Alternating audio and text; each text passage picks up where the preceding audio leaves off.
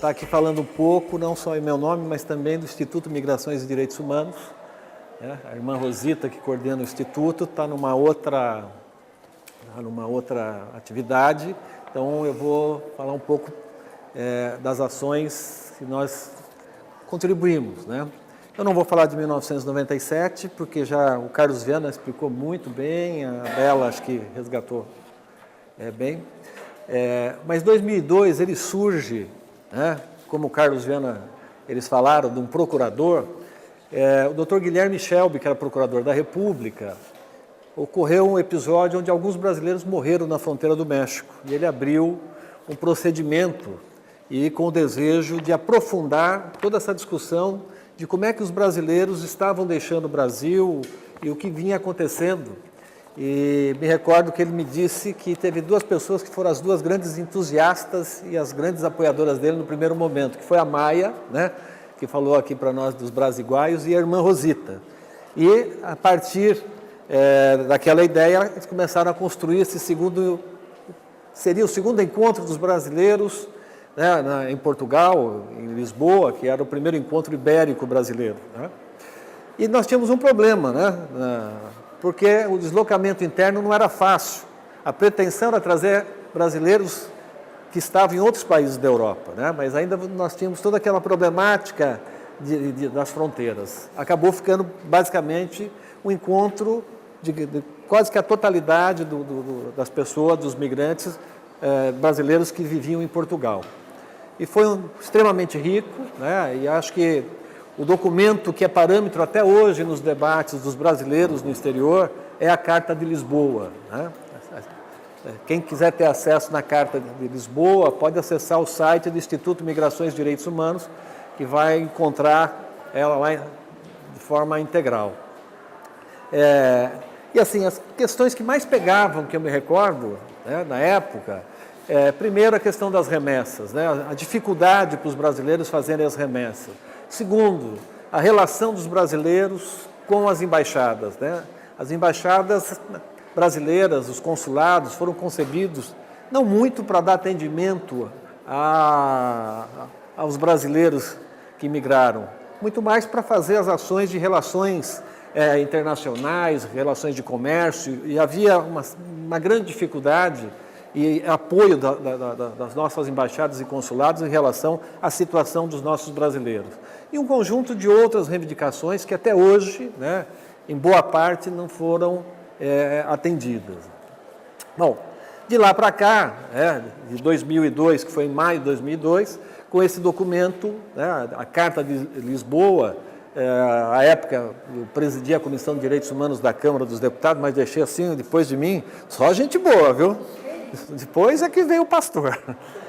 E a gente sempre usou essa carta como grande instrumento para o debate e para reivindicações junto ao Estado brasileiro, no sentido de garantir e assegurar direitos a esses brasileiros, mesmo não estando dentro do território nacional, né?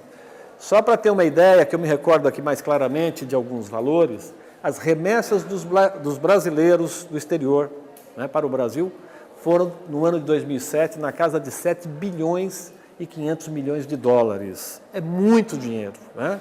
Quer dizer, então, esse pessoal deu uma grande contribuição, né, para ajudar aqui o próprio país. E eu me recordo de um que, num discurso, ele dizia assim, olha, eu mando 200 euros por mês para minha família. Quanto que é a Bolsa Família lá no Brasil? Né? Quer dizer, eu tenho dado uma contribuição muito maior, né, na perspectiva de ajudar familiares, amigos, a sociedade em geral, e, poxa, a gente gostaria de um mínimo de contrapartida no nosso atendimento, né? Bom, depois disso, nós fomos construindo outras ações e em 2007, pelo Instituto Universas e o Instituto Migrações e Direitos Humanos, nós conseguimos um projeto com a Fundação Paulo Guzmão, do Itamaraty, objetivando a construir o segundo encontro, que seria o segundo encontro de brasileiros na Europa, né?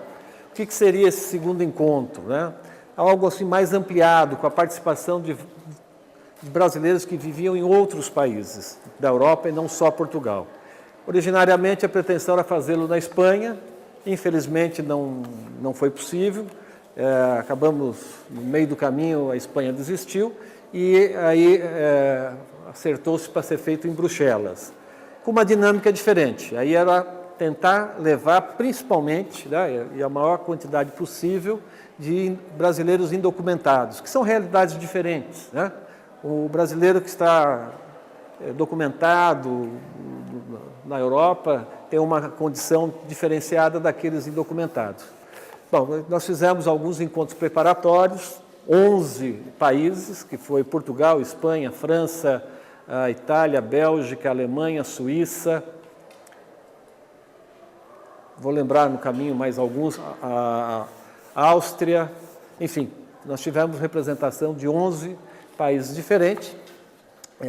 O encontro se deu em Bruxelas, também tivemos apoio de uma organização de Bruxelas chamada Entraide Fraternité, e convidamos também, né, a representação do governo brasileiro, Itamaraty, o Paulo Sérgio, que é presidente do CENIG, que daqui a pouco vai vir também para cá, participou, a Câmara dos Deputados, enfim, fizemos a abertura, iniciamos os debates e assim nós tivemos uma grata surpresa, né, que os brasileiros pediram um momento que a gente podia suspender a pauta e eles queriam discutir a coordenação do encontro, já que era para discutir a situação dos brasileiros na Europa, por que não eles coordenarem o encontro? Porque entidades que saem do Brasil que estavam lá coordenando esse encontro, né? E de uma forma que para nós foi surpreendente, mas ao mesmo tempo foi extremamente positivo, né? De pronto nós passamos a coordenação dos trabalhos e do encontro para eles, que se organizaram ali até rapidamente, né? E passaram então a fazer a coordenação do encontro. Nesse encontro, nós tivemos a Carta de Lisboa sendo referendada na sua totalidade e acrescido mais alguns outros pontos, né, de extrema importância, que acabou também sendo chamada como a Carta de Bruxelas, né? Concomitantemente, como o Carlos Viana disse, o Itamaraty começou a discutir também um departamento, um setor só para discutir a questão dos brasileiros no exterior, né? E, nesse aspecto, se aproveitou também desse encontro para ter todos os contatos, né, que acabou contribuindo com o Itamaraty nesse sentido, e ocorrendo depois o primeiro encontro dos brasileiros no mundo, que ocorreu no Rio de Janeiro. Nesse meio tempo, de 2002 a 2007, houve também o encontro de Boston, a Carta de Boston, com uma participação, 2005, Aí teve um encontro de Boston, 300 pessoas participaram, que também tiraram um documento. E esses documentos, interessantes, todos eles têm como matriz, né, a Carta de Lisboa, né? Após 2007, nós tivemos em 2010, se não me falha a memória, o encontro em Barcelona. Agora não estou lembrando se é 2009 ou 2009, né? O encontro de Barcelona, que também teve por objetivo reforçar esses documentos e fazer com que o Estado brasileiro acelerasse um pouco mais o encontro dos brasileiros no mundo. Então, em linhas gerais, eu acho que nós demos um salto significativo, acho que a Comigrar, acho que o desempenho, a disposição do pessoal da academia, das sociedades, das entidades da sociedade civil e principalmente das organizações dos brasileiros no exterior, né?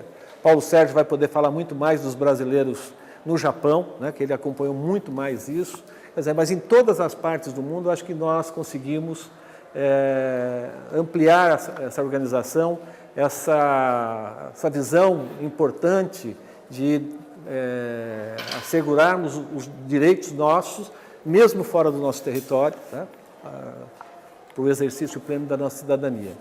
E no início se dizia assim, os brasileiros estão saindo porque a situação econômica no Brasil está ruim e o pessoal está indo para fora exclusivamente só para ganhar dinheiro, né? Houve uma grande melhora no aspecto econômico do Brasil, indiscutível, né?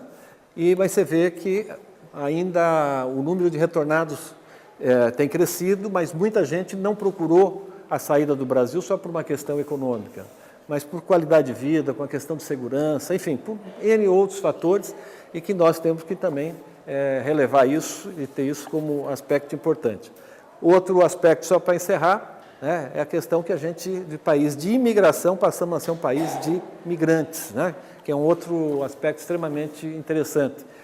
Não se tem uma estatística oficial, mas sempre se disse que cerca de 4 milhões de brasileiros deixaram o Brasil para buscar outras oportunidades em outros países, né? Então, em linhas gerais, é isso, né? Mais uma vez, agradecer a possibilidade, né, de estar aqui com vocês, rememorando boas lutas. Obrigado.